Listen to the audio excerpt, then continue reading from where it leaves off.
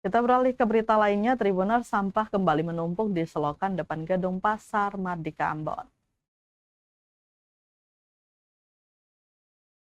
Sampah kembali menumpuk di sepanjang drainase depan gedung Pasar Mardika Kota Ambon.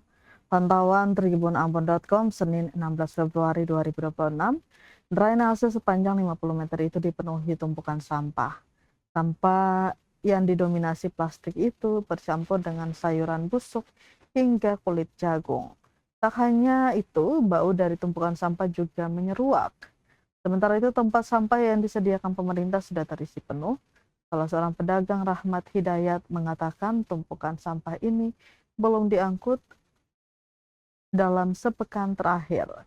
Sebelumnya, pekan lalu, tumpukan sampah yang bercampur lumpur di sisi lain gedung pasar telah dibersihkan petugas DLHP Kota Ambon, melibatkan 7 petugas kebersihan dengan 1 unit dump truck.